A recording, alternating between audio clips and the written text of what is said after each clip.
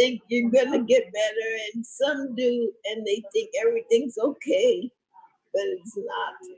The thing that was probably the most hard to deal with is just the feeling of isolation. There's so much news about the virus, and I had no idea like how my body would react to it. So I was definitely like very alone and very scared.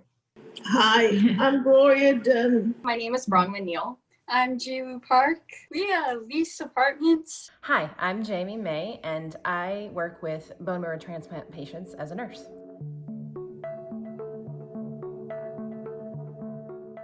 Actually, no, I do not know exactly where I contracted COVID from. They tried to keep us safe. They really did. I don't know how I contracted it. I work in a hospital, so I very much could have contracted it there because we're working with COVID patients.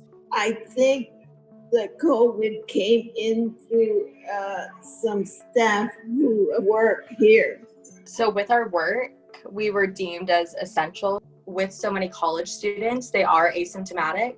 And so maybe someone came in, they didn't know it, and unfortunately we got it too. The first thing I felt was a lack of hunger and a lack of thirst, which is very something unknown to me because I've always been hungry.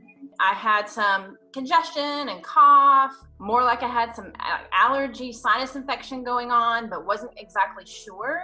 Well, I think we all kind of realized it once I started having symptoms. First thing that went through my mind was that I was more concerned with the people that I had potentially infected. I guess the first thing was fear that it was going to get worse.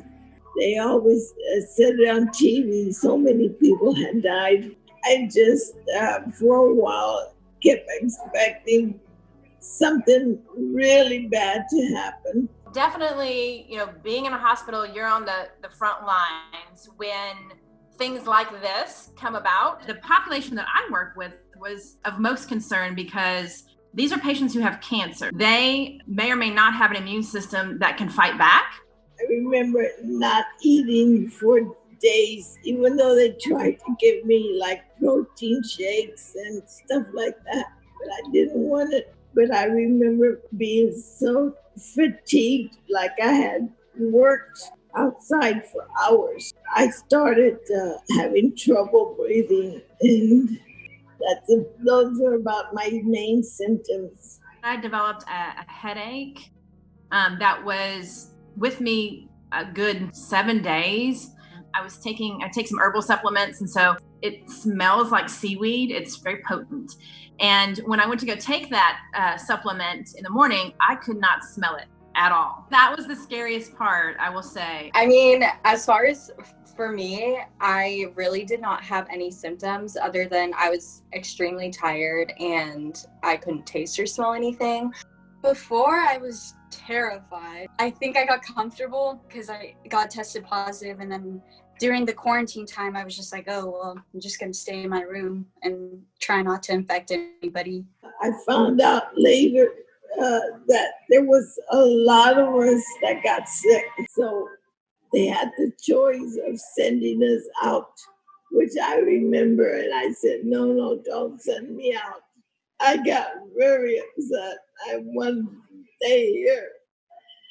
And so they quarantined a bunch of us in the part of the building here. When we got the call, they were like, just drink a lot of water, stay inside, don't go outside.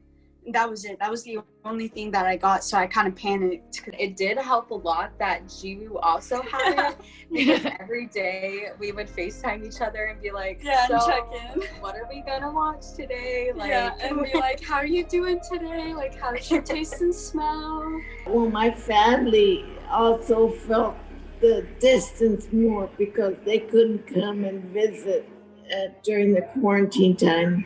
And I couldn't go outside. I couldn't join anybody at dinner. My dinners were still brought to me. It felt very isolating, even though I knew why it needed to be done. I don't think I'd ever want to do that again.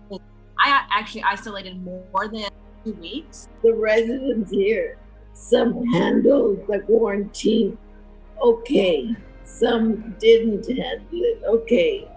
Their health went down.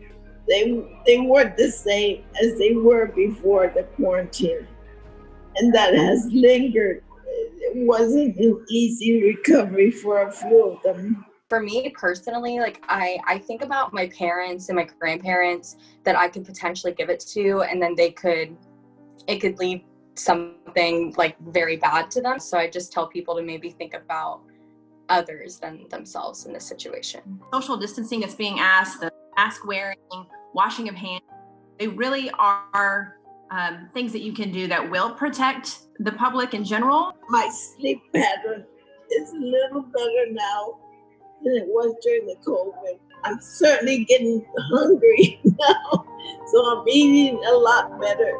Maybe when the vaccine comes out, I hope that changes us back to a little normalcy.